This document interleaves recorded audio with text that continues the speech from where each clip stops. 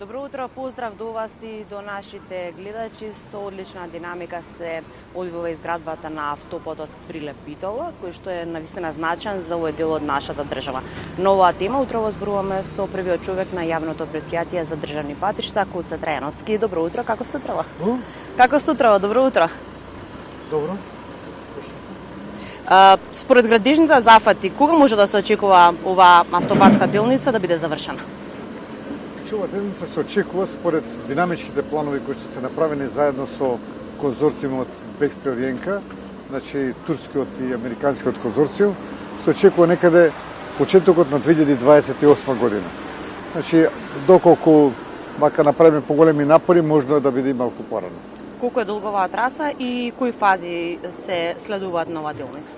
Оваа траса или делница 4, од договорот со Бекстрел Јенка, од Прилеп до Битола, долга е околу 40 на километри и тука сега активно се работи на оваа делница. Веќе на 11 нешто километри веќе се многу активно се работи. Значи ставени се околу 330 илјади метри кубни материјал, значи тампонски материјал, насипи. Извадени се околу 660.000 метри кубни земја, за да може да се постават тие. Работат околу 700 луѓе работат тука, при што се ангажирани околу 400 машини. Значи, навистина една интензивна работа која што ветува дека овој динамички план кој што е зацртан, кој што кажав на почетокот на 2028 година, дека ќе го оствариме и дека Прилеп со Битола ќе добие една модерна сообраќајница. Да, се соочувате со присуство на стари експлозивни средства и археолошки наоѓалишта долж трасата. Како се решаваат овие проблеми? Видите, сега ние сме во постојана соработка со музеот на Битола и музеот на Прилеп за детектирање, значи за одредување кај има археолошки наоѓалишта. Веќе се неколку најдени археолошки наоѓалишта, ангажирани се од музеот на Битола и музеот на Прилеп за нивно испитување, да се види што има таму, како има и што треба да се прави. Веќе активно се работи, ангажирани се повеќе од 50 луѓе кои што секојдневно работат на тие наоѓалишта за да видат што има во нив. При тоа, доколку се најде археолошко наоѓалиште, се запираат работите на тој дел, потоа откако ќе се истражи доволно, во тој случај ќе продолжат тие работи.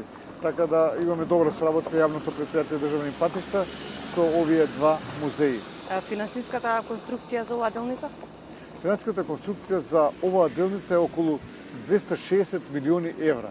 Значи за тие 40 километри кои што треба да се направат. Веќе го пуштивте во употреба експресниот пат градско Прилеп, односно путевот градско Дреново Фериш.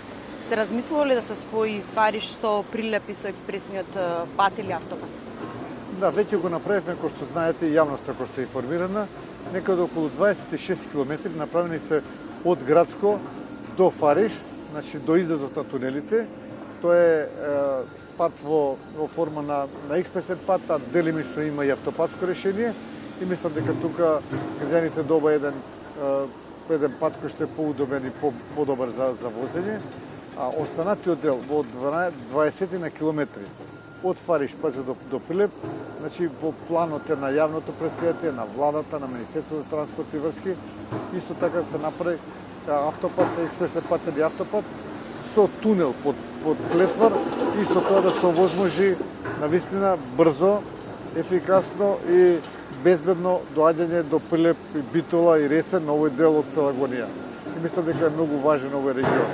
Тука би сакал да напоменам дека има еден тесен дел, тој е од кој доаѓате од Скопје, тој е од каменоломот Маврово, па се до Беловодица, некаде околу 4,5 километри и тој дел веќе ние го проектираме, бидејќи во тој дел има две ленти, проектираме и трета лента према Прилеп, бидејќи успонот е према Прилеп, за да може да биде и тој побезбеден и побрз и тој пат.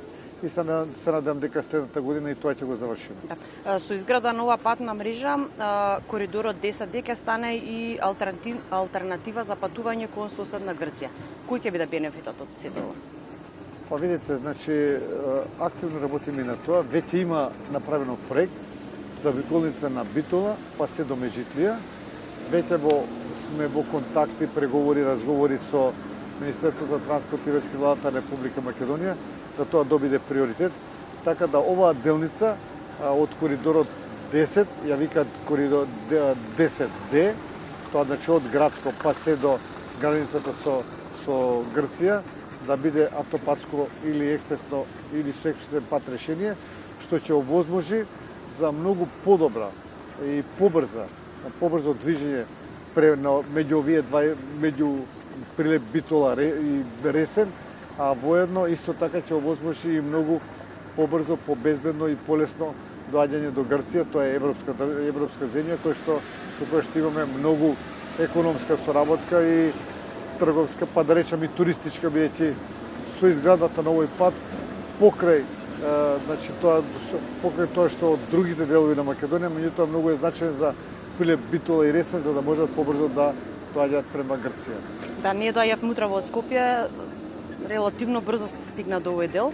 Тоа значи дека и граѓаните може да бидат безбедни и сигурни, дека ќе патуваат безбедно и сигурно во иднина. Да, значи целта е со правење на овие патишта, значи тоа е практично автопатски артерии во Република Македонија, значи ќе се овозможи многу побрзо, многу побезбедно и многу поефикасно движење на луѓе и стока, на материјали и роба, бидејќи ова знаеме Пелагонискиот регион е еден од најплодните региони во Република Македонија, значи и со земјоделски производи, а воедно тука има и доста индустријски делови, мали бизниси.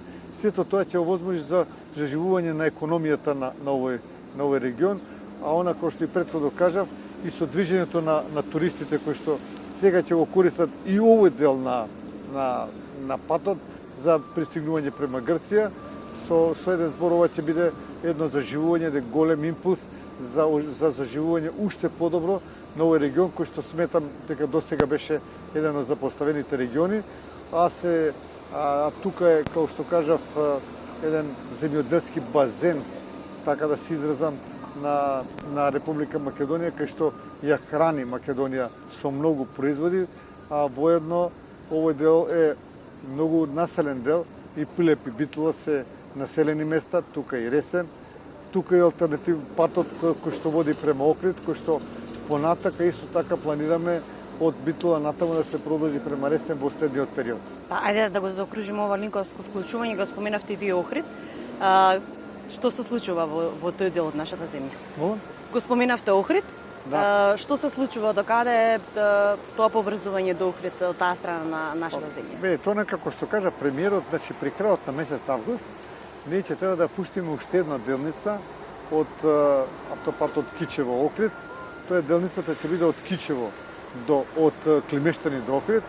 Ќе има некаде во должина од околу 15 до 20 километри. Тој дел очекуваме да го пуштиме, интензивно работиме, денес поставува ваше гостување во вашата телевизија. Ќе одиме таму за да можеме да направиме уште повеќе, да ги забрзаме работите, да се заврши тоа, значи да биде тоа автопатско решение. Во еден дел каде што ќе има проблем мал, ќе има можеби дел ка скренување, нема да биде автопатско решение, меѓутоа во секој случај ќе овозможи многу побрзо, многу поудобно, многу побезбедно движење. Сакам да истакнам дека тој дел од Климештани до Охрид е многу густо населено. Значи има многу населени места. Значи ако земе тука се Мешеишта, тука е Требеништа, тука е Горенци, тука е Оровник, тука е Подмолје. Сите тие со нивните патишта, ајде да речам селски патишта, оделе директно на патот и би било само во два смера, си можеле и лево и десно да вртат. Значи из да Охрид одат и за Скопје. Сега со ставање на автопатското решение и со ставање на средишната ограда ќе не можат да свртуваат на лево, туку само на десно ќе бъде. И сега интензивно работиме на пристапните патишта, за да може да се вклучат пред се на кучката кој што е на аеродромот во Охрид, а воедно имаме уште една кучка кај Свети Разво, кучката кај Подмолје. Значи интензивно се работи за да можат овие населени места за да може да добијат многу побезбеден сообраќај и многу полесно и побрзо да одат до Охрид. И патја напоминам, тоа е еден од ретките патишта кои што се работи во густо населени места, од еден, а по вториот проблем исто така што тој се прави на постојниот пат.